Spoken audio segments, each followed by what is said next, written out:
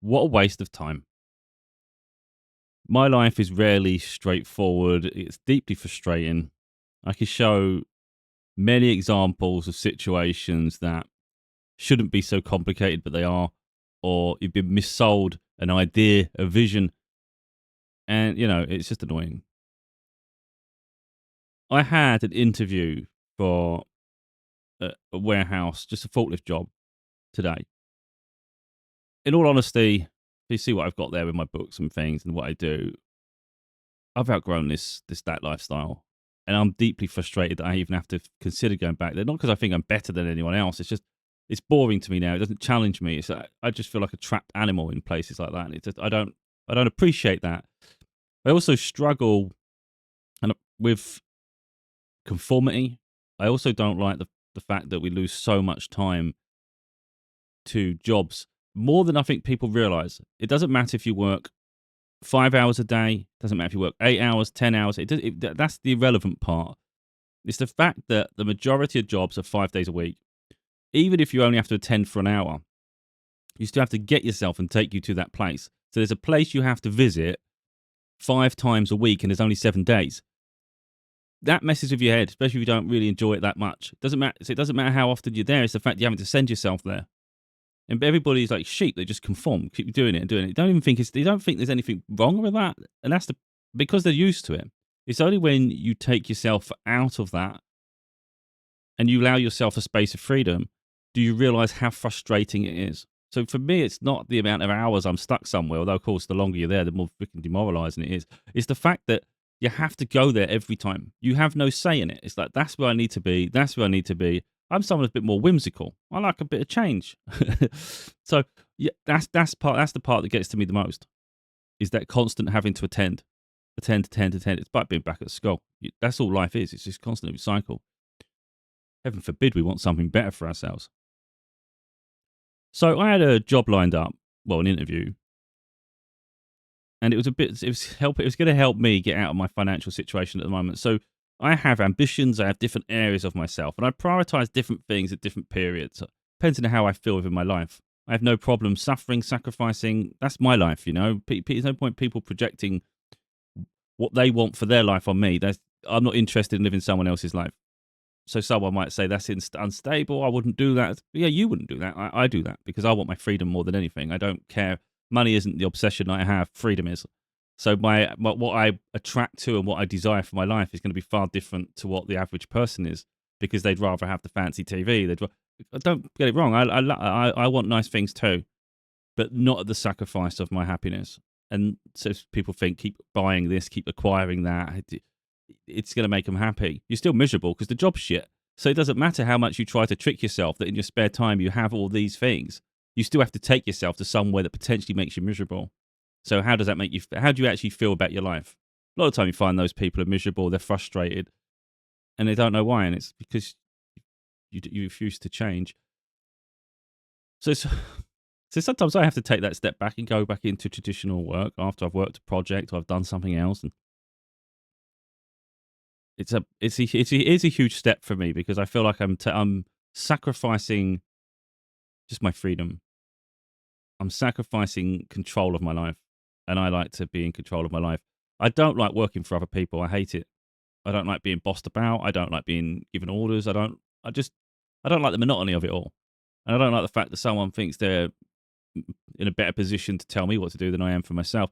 There's all these things. Could argue it's control, but then I think we should all have control of our life. So I don't think that's necessarily a bad thing. So, so this job come up and it's agency. So it's almost like a given. You know, it's really going to be hard to mess that one up. So it happened last week. The agency got in touch with me out of the blue, just out of the blue. Said we've got a forklift job if you're interested. They explained just a little bit the money and things. I said, yeah, I'm interested. So they said we would need a forklift license. It can't be in. I said, yeah, I've got the official, the proper one. I said I can email it to you if it speeds it up, if it helps. And they said, yeah, if you can. So I did it straight away. Went straight on the computer, emailed it over. Nothing for 2 hours, and I thought, well, this is annoying. With me, I do get frustrated with things. If I think something's unprofessional, you know, it was quick to answer me every time. And then I give you this, then I give you that, and there's no feedback just to say at least I've received it or what's going on. So I thought I better prod and just, I'm going to do it as delicate as I can, even though I'm a bit frustrated because I thought it was a little rude. I sent it, just at least the feedback wouldn't hurt. So I just say, look, I sent it 2 hours ago, just hoping you got it. It got sent right, fine. And they said, oh, yeah, thank you for that. Yeah, we did. I received it, but the employer or the job, they've got someone they're interviewing. They've got back to us and said they've got someone they're interviewing tomorrow. So it sounds like they don't really want to interview loads of people. If someone's suitable, they'll take them. I thought, that's annoying. You just did that. And I just literally, I answered you immediately. But whatever. So I just thought, okay, if it's not meant to be, it's not meant to be. I'm quite of that mindset. I thought, okay, probably dodgeable. I don't know. Fast forward to the following week. It's Wednesday today, I think. So it's Tuesday. Yesterday was Tuesday, of course. And they get back to me and say the person they hired didn't turn up, and they've been let down twice now.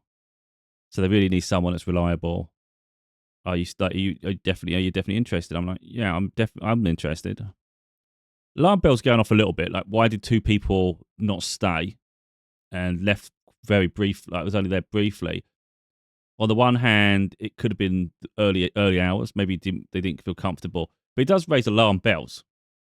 So just to put in perspective of the job, it's forklift, that's all I knew.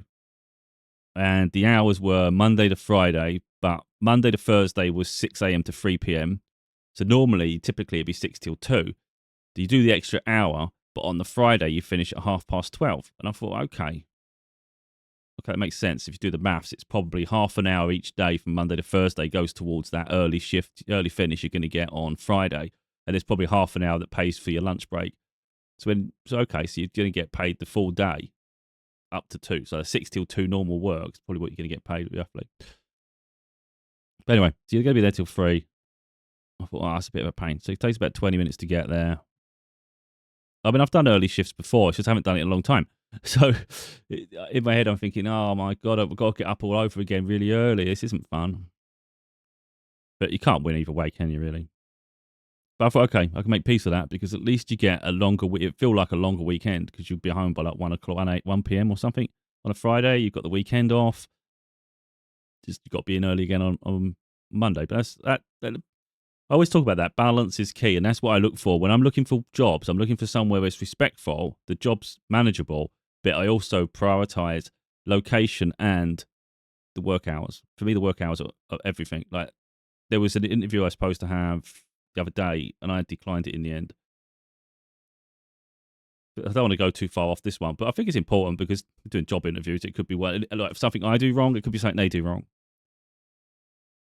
I refuse to make myself miserable. So this position come up, and it's for a supermarket distribution center. I've worked in one when I was a lot younger, in my early 20s. Anybody that's worked in them will know. They're very much performance critical. So you can't even afford to go to the toilet. You can't have a break between your actual breaks. Everything's monitored. So you're expected to constantly be efficient. And that could be exhausting. I'm 43.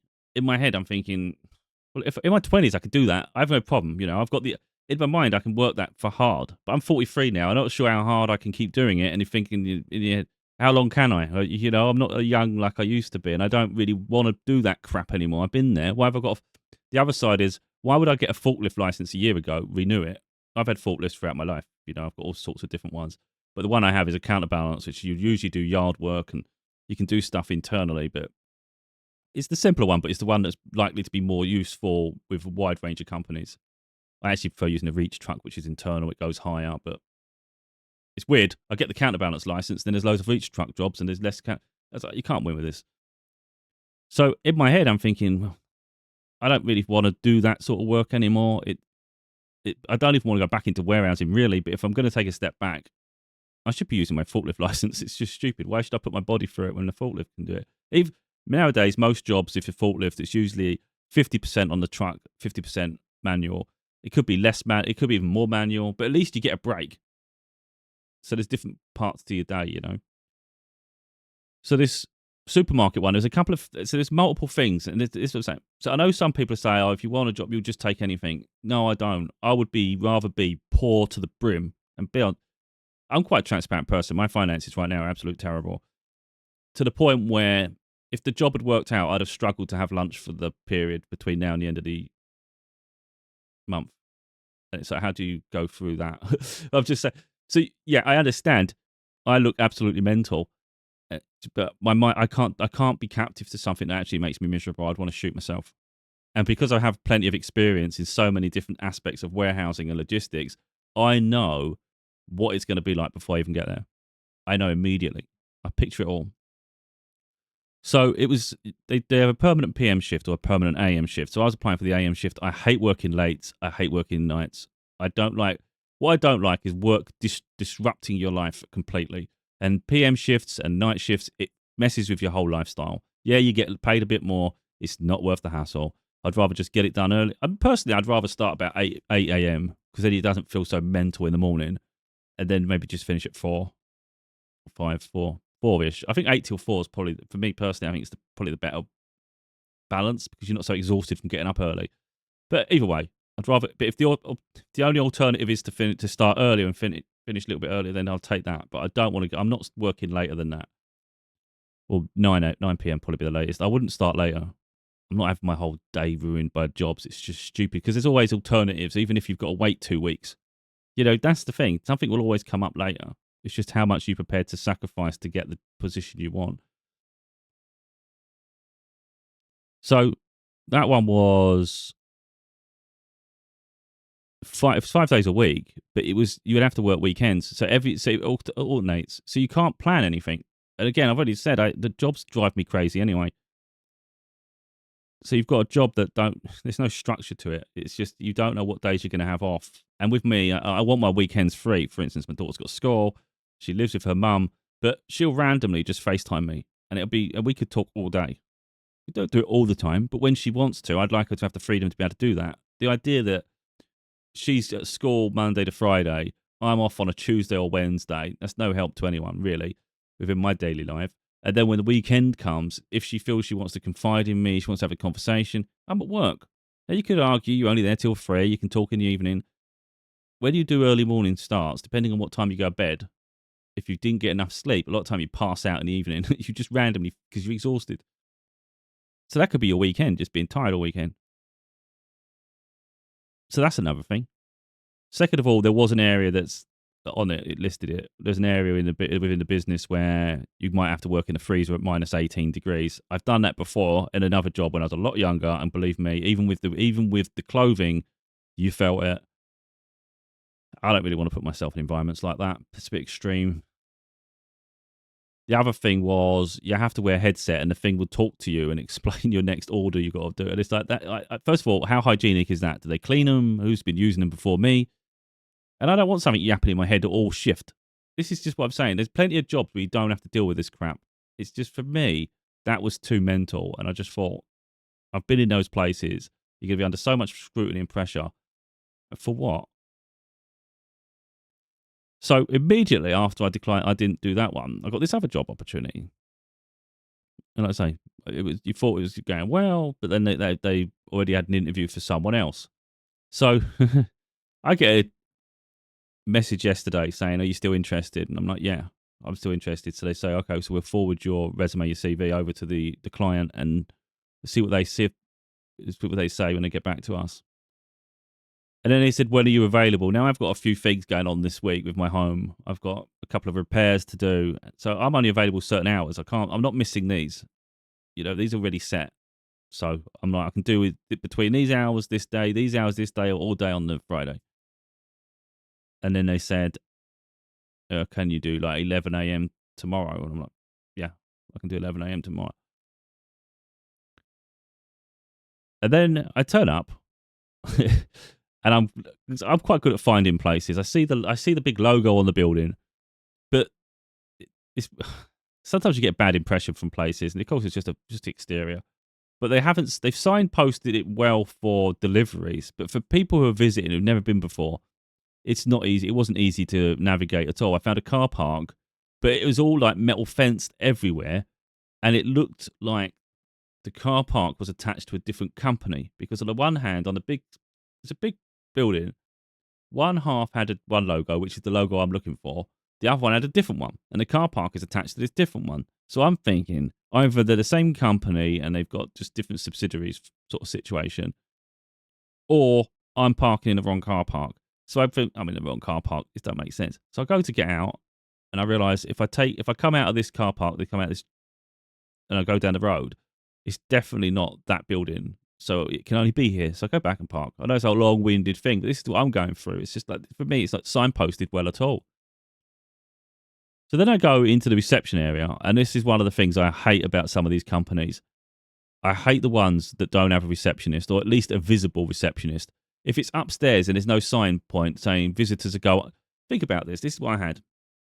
I go in, I see a book register on the left hand side, which you get a lot of the time for like fire register, just a visitor thing. But it's if there's a fire, really, they can sort of go back and see who's in the building. So you put your name in, you put the registration of your vehicle in there, and say what time you got in and what time you leave, and you sign it. And you say who you're visiting, of course. So I signed all that, and then they've got this little sofa. They've got a sofa area just in that little area. So I just sit down there, because it looked like there was doors that were locked all around me. There's one in front, one to the right, one to the left. And then there was, to the left also, there was an elevator, but also a stairway. And I'm thinking to myself, like, where's the reception? Who am I supposed to talk to here? There's literally no one to greet me. So I thought I could go upstairs, but then it's really rude. Like, you can't just go around wherever you want around a building. There's got to be boundaries. It doesn't say reception upstairs. It doesn't say visitors go up there. There's no signpost. All I see is a sofa. So it makes sense to sit where the seat is. That's where they've positioned it. Otherwise, why have their seat there? So I sit down, and I think, I don't even know if anyone knows I'm here. This is outrageous. I turn up early on purpose, because obviously it makes sense. By the time I'd done all that, like, trying to figure things out, I'm sitting down, I just looked at the time, and I think there's still like 5 minutes left. I got there about 10 minutes early, but by the time I've got in and stuff, I'm still 5 minutes clear. So, and because it's through an agency initially, so it's temp to perm. After 12 weeks, you can go permanent. Money doesn't really change. It's not like it's great money, and it was about 20 minutes for me to get there, or just under, and then obviously 20 back. So I do have to factor in the fuel costs with that. It's place it. If a job come up more local to me, it make more financial sense. But if we talk about that sense, so I'm sitting there and I take a photo of where I'm sitting, because I thought I'm going to do this for proof. So I said the agency and just say, look, I'm here. There's no one's. I don't know where I'm supposed to go. There's no clear reception for someone to greet me, or me to just announce that I'm here, because I wanted her to see that I'm definitely there. She said, okay, that's fine. They'll come and meet you in a few minutes. That was at 11 o'clock. When it got to about 11:15, I'm not someone that has a lot of patience for unprofessional behaviour, like, because I hold myself to a standard. I expect other people to behave professionally.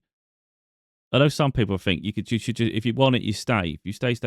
No, it's for me, it's the standard it sets. How you portray yourself is reflection on how you're going to treat your staff, the quality of the company.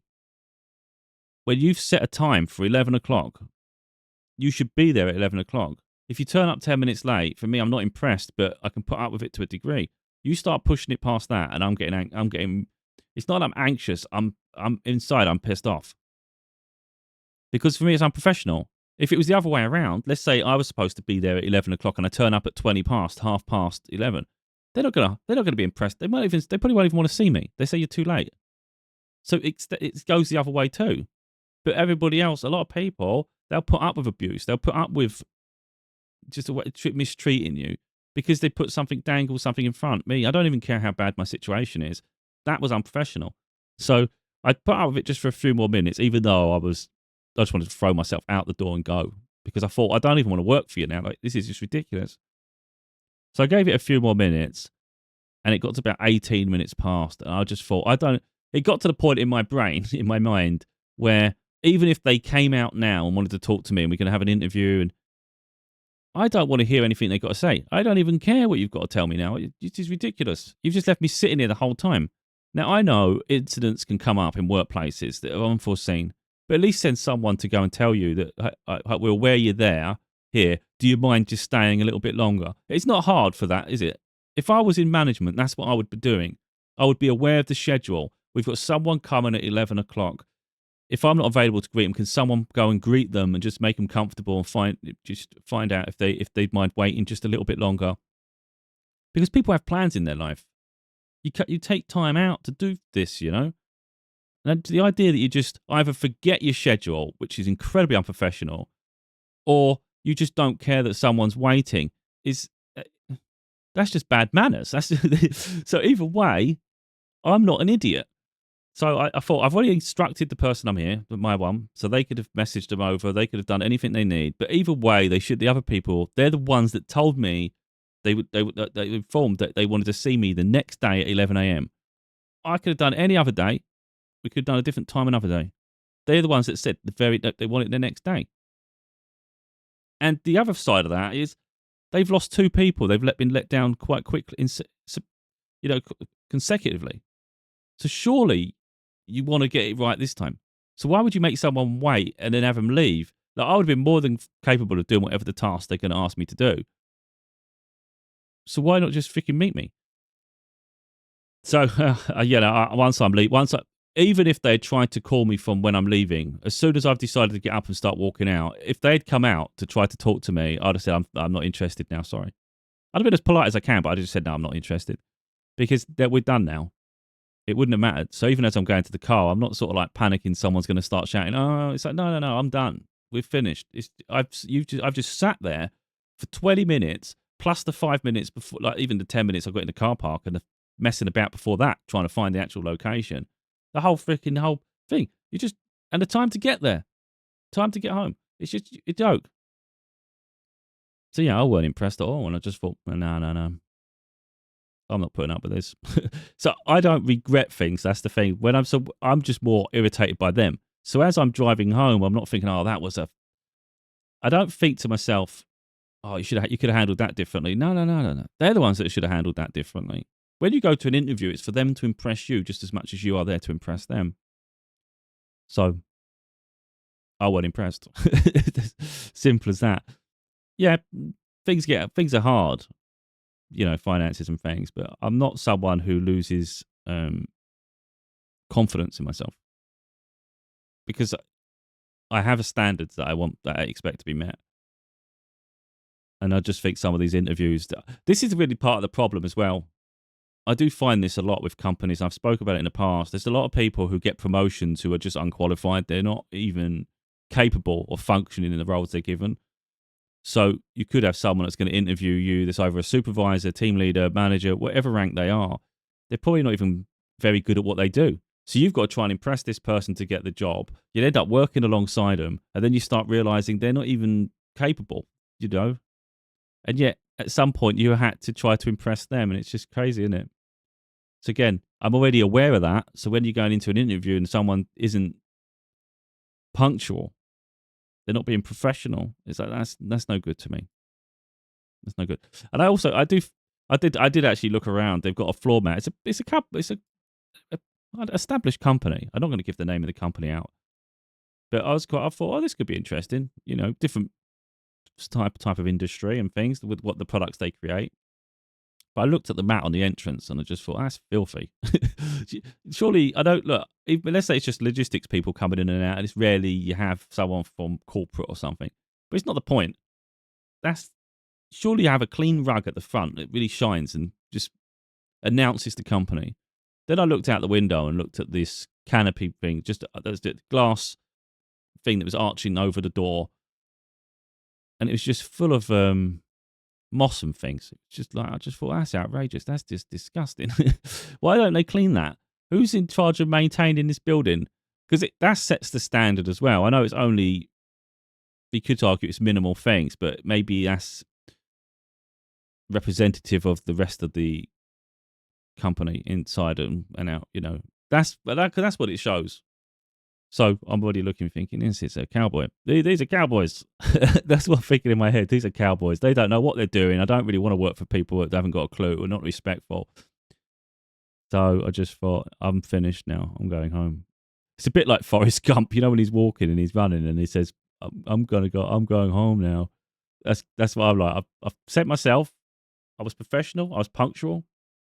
I've made myself available, and no one was available to meet me. So yeah, at the end of the day, I see it as I did everything. I did everything I could. How long am I? How long? Think about that. How long would be appropriate time to wait for someone to greet you? Like, what would be the right thing to do in the circumstance? I informed the agency that I was there, and I don't know who I'm supposed to. That I'm supposed to meet anyone because there's no reception. The alternative is to message the agency yet again, which I just think is ridiculous. I've already informed you. It's for everybody else to set that. I've done my part. I am the applicant. I've attended. I've said I'm here. I don't know who's supposed to. How I'm going to meet anyone because I don't know how to announce myself. That ball's then in their court, and it's also for the others to come and greet you because they must be aware that this is confusing for people because I can't be the only one. The other side is someone might say, well, you should use your initiative and gone upstairs just to see who's up there. Why should you go into an area that's potentially out of bounds to you, where there's no signage to suggest that you should be wandering around the building? So why should I shouldn't be the one that's having to go around trying to figure out how I'm supposed to meet someone when that's the company's job? You know, I've had this sort of thing in the past with places. There was one job I went to about a year ago. I think it was a farming place, just by the way it was. And I've gone in, and I got annoyed immediately. It was similar to that situation. You know, you sit down, you got a fire register, you had to go and sit down. And I waited and waited, and I thought, again, no one's coming. There's nowhere for me to go. Doors are locked. Because you've got the company doors to go through and things. And there was no way. I think there was a stairway again there to go upstairs, but nothing to signal that you should go upstairs. And it's not for me to traipse around a building. So I waited a good few minutes there as well, and I just signed the register out again, and I left. It's just I don't put up with unprofessional behaviour. Like I say, I don't care if my life's hard as a consequence. It's just ridiculous. Because if anybody behaved in the same way these employers behave, you would never get the jobs. You can't turn up 20, 30 minutes later and then expect someone to say, oh, well, at least you turn up. Come on. Unless you've got a damn good excuse, they're going to go with someone else. So it's the same with me, you know. Because once you commit to a job, you are stuck there, really, unless something else comes up and you can wiggle an interview somewhere else. Once you set yourself there, that's where you're going to be. So if I take that role and I could be there an hour, for crying out loud. It was supposed to be 11. I could have been sitting there going out of my mind till lunchtime. And it might only be because they go out to lunch. They go, oh, you're here. Well, of course I'm here. I've been freaking waiting the whole time. So I say, well, how long do you wait? But if it's like that, what's the work conditions like? And then a job might come up a few days later, or a week later, a month later, who knows when, and it'd be more suitable.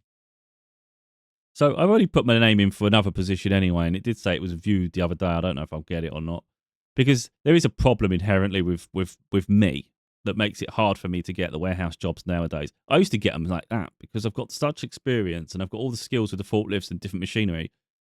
I used to get the warehouse jobs all the time. It was never a problem. It was so easy because I'm good at interviews. I can easily talk to people, and I'm very frank and honest. And I think that's refreshing to people usually when they get someone that tries to just give them the jargon. I'm just very transparent. So, for instance, at this interview, I would have just been quite blunt. It's an agency job anyway, so there's no point me trying to say, "Oh, I see my whole career." Even though it's temp to perm, I would have just made it clear to them that, look, I just want something, because this is what I'm thinking. I'm not interested in being in warehousing for the next 5 years. I just want some money coming in for now over the next 3 months or so. And then we'll see, hopefully things pick up in my other areas of my life. If not, let's continue. We can continue if it's working. But I'm not seeing it for years. I'm trying to think what I was going to say there. So yeah, so with what I do, it becomes a bit of a problem now because people can see that I have more of an aptitude, I have other ambitions that don't necessarily align with that industry anymore. So how long will I stay? And that becomes a bit of an issue in itself, doesn't it? Because I'm not committed anymore to that. And I'd say that. So, for instance, if I had that interview, I was more than willing just to say to him, look, I'm This is what I was going to say if I was pushed for it. Like, why do you want to be here? I'd have just said, I'm looking for something where it is steady. And I had it all planned in my head. I'm quite good on the cusp, really. I'm just throwing myself for a loop now. So I'm trying to think what it was that I was actually going to say because I'm not interested anymore. But it was the fact that the money's steady and the hours suit me. So it's not about the position itself. It's more about how it fits my lifestyle. So that's really what I'm looking for. So if they was to suggest that, okay, but you've had gaps in between, even though you've done your books, there are gaps there. And it's like, yeah, because half the jobs don't match what the lifestyle I want. So this one does. So if you get the rest of the evening, you get your weekends off. Other jobs want to take your weekends away. So that's what matters to me the most. So if you're looking for someone who's reliable and just comes in just to get the job done, gets paid and goes home, that's what I want. I don't want to get involved in workplace drama. I don't want to get involved in all those things. I'm not here to be best friends with everybody. I can get on well with people, but ultimately I'm here to do a job, and I just want to go home and get paid and go home. And then if they're looking for someone that's reliable, that's what I'm offering. If you're looking for someone who's going to kiss your ass every day and just worship you and see this as your big career move, just to sit on this forklift for the rest of my life, no. But I'm not selling that.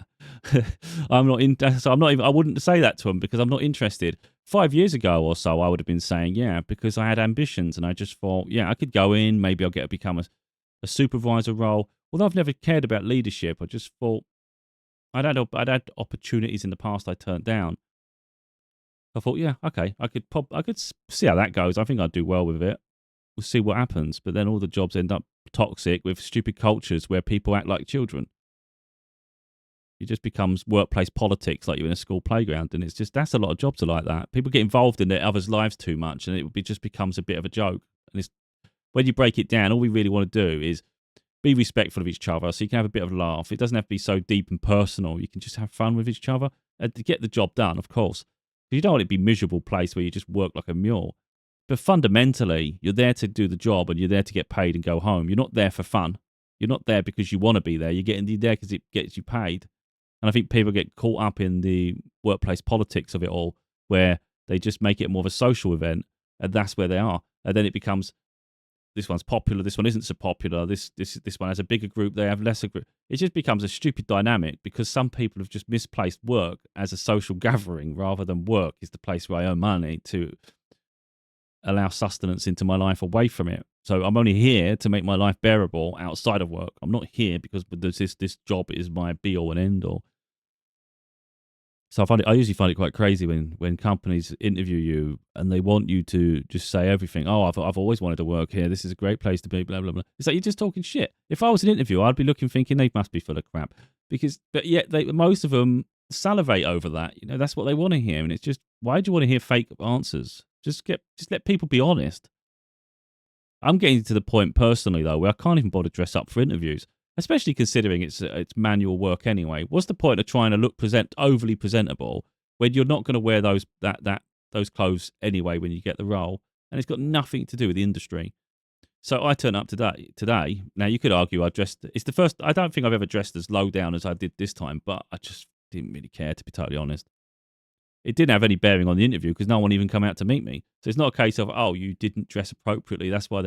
It's not the case of that at all. I've seen people turn up to interviews, especially in group ones I've had in warehousing. They turn up in shorts and all sorts of shit and they still get hired. So within warehousing, it's not really important. So I was told to bring steel toe cap boots if you have them, just in case they want to give you a tour of the warehouse and they want to show you some things. So I thought, okay, I'm not going to walk around with a pair of boots in my hand. So I'll just wear the boots going in. So when I go out of the car, I change from my trainers to my boots. Now, sometimes I do wear trainers to interviews. People say that's a big no-go. But again, I don't care about fashion statements, and I don't care if someone's going to turn me down because they don't like the attire. It's just, I don't care. They're not white, they're black. So they blend in. They're not a big deal. If someone wants to make it a big deal, that's up to them. You want to turn around and say, you're not taking it serious. Whatever. I'd rather someone's comfortable in an interview, so I'm just going to be comfortable. So I had this jacket on, but it's smart. I just see things as smart casual. It's smart enough. It's not like I don't look a mess. And then I had my jacket over the top. So I would have just sat with that. And of course, if you're sitting down, I'll take it off. But I'm more than presentable. You can more than have a conversation with me. You don't need me to wear anything to look even better. I have some slightly better clothes if I want to go one level up. But again, I thought this agency job, you've been let down by 2 people. I just wanted to drive a forklift, operate a forklift, and do some loading, unloading. I guess they didn't really tell me the deep functions of the role. I just assume that's what we're doing and whatever else you need to do. But yeah, but I had this and that, and I just thought, to be honest, I look presentable. I think I look presentable. It's fine for that role. And I put a high-vis jacket in my pocket just in case they wanted to give us a tour, and it just solves the problem, doesn't it? I've got my own high-vis. I've got my own boots. It shouldn't have been difficult. That's the frustrating part. It was, yeah, I'm fed up with these jobs anyway, but it's a means to an end. It would have helped me in the short term at least. So for me, it is a frustration, but from them, not from me. I'm not frustrated with me. I feel I did everything right. I turned up early. I attended. I updated the agency to say I've turned up just in case there's any crossed wires and they need a bit of maybe the employer just needs to know I'm definitely there. I left it in their hands. It's between those people. It's between the agency and the employer to sort it out so they greet me. It shouldn't have been difficult. And then I wait 20 minutes, wait 18 minutes, let's just say 20, past the 11. So I was there 5 minutes early in there, and then 18 minutes after 11. So really I was about 25 minutes overall, sitting there, waiting around. I don't usually have that much patience. And I was ready to go about 4 past, even before that. I don't like it. So anyway, I'm not saying I'm perfect by any shot, but yeah, I just think be respectful. So I'm respectful. I turn up on time. I just expect it reciprocated. And there's too many employers that do this shit. They leave people waiting around all the time. Like, your time don't matter. Well, then don't give me an 11 o'clock time slot. If you don't think you're going to be ready for 11, give me a bloody different time. It's just ridiculous. Like I say, unprofessional shit. And I don't like that. I don't like that at all. So yeah. I'm not really that bothered, to be totally honest. I mean, when you're used to struggling financially with things and there's issues and you just get used to it, you just adapt. So the way I see it is I've still retained my freedom. Okay. Yeah, I mean, whatever. If something comes up because I sit in there and I thought, I'm not sure if this is going to be that great. I mean, it pays the bills, means to an end, whatever. As long as it's reasonable, I can get on with it. But I was sitting there thinking, while I was waiting, gives you memories of some of the places you've worked at. Some are good, some are bad. And I just thought, I miss this a little bit. If you find a company that's good to work for and the job itself is good and it's a bit dynamic, I like a bit of change. I don't want to keep doing the same thing and feel like a robot. But if it's a bit of different dynamism to it, that's great. Like if I'm on a forklift for a bit and then I'm doing something else. And, the hours go by that way. So I was sitting there just thinking to myself, I miss this part a little bit. I do my creative things at home and I do my books, I do all the videos and things like that.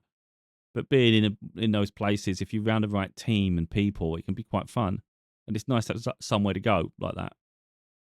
Well, yeah, okay, this could be okay because I missed that. But clearly that one weren't. Before, as I was waiting in the waiting room, I was got there for a couple of minutes. A guy walks past. When you get like them sort of people that look a bit rugged and they look like they've got a bit of attitude problem. They think they're the tough guy. Maybe they are the tough guy, but you can give a shit. And they always have to look. They can't not look. But they look and then they try and be intimidating as they look. I'm not someone that really gets intimidated like that. So I always look back and just think, like, what's your problem? So I don't like look away or just look and then look like this. And I just keep watching them, So they're walking past the building. Like, let's go around. I don't know why they'd go around a building. I wasn't privy to a tour. But yeah, they're just like looking like that. So I'm just looking back at them. Like, yeah, I mean, like, what's up? And I always find that quite curious because I've had that before with people. You go for a tour, and sometimes they're not so bad once you're working with them. Sometimes they've got a chip on their shoulder and you get in a bit of an argument with them sometimes or whatnot. But a lot of time, I'm quite personable. Like, I'm quite good with people. It'd have to be someone with a real big chip on their shoulder and they're arrogant for me not to be able to get along in a work environment. There'd have to be a problem that they're instigating or I don't like their character at all. But most people, don't matter their background, I can get on with. As long as you're respectful. You can joke, you can do things, you can have banter. I'm not I'm not a weak-minded person like that. You know, I could take it. I can take it, but if I take it, you better be able to give. Like, I better be able to give it as well, though. So yeah, the job interviews are a bit of a joke, aren't they? Because they cost you money to attend these things. Yeah. But yeah, the hunt continues in the interim. I mean, I'd rather everything picks up. I don't like talking about my work all the time, but I love my books. I was reading my latest one. I just think it's great, and it's like I can't get traction anywhere. I don't want to deviate too much from this, but that's the way the segregation is in my life. I've got the creative capacity that hasn't had the breakthrough yet, and then I've got another side of my life that has to still consider looking backwards just to make ends meet, just to get through to the next cycle. You know. But the longer I'm away from it, the less I want to return because it doesn't serve a purpose anymore. It's just boring. It really is. It's mind numbing. I feel like a caged animal. I really do. I don't like the feeling. And again, like I said, it's not the amount of hours you're somewhere, it's how frequent you have to attend it. And it's like, that's just shit. To see that building, wherever one it is, every day, near enough, every day of your life, and you only get 2 days free each week without looking at that building, it starts. At first, maybe got a pep in your step because it's a bit exciting. It says no. Before you know it, your head's down. You're thinking, oh, for crying out loud, here again. Get sick of this shit. So how people stay, in all honesty, when how people stay in companies for years and years, I can't do it. I think the longest I've done is 1.5 years, 2 years. I can't do it. It just it sears into my head like crazy. It's like, this is pissing me off. And it's just the way I am. I'm not built for it. I'm not built for the 9 to 5 corporate life, whatever you want to put it down to. It's just not for me at all. It's a means to an end when it's needed, but it's not my future. It can't be. So it won't be. Anyway, yeah, people have their own opinions on this, and I think it's quite. I'm sure there'd be some valid argument one way or another, but yeah, I don't really care.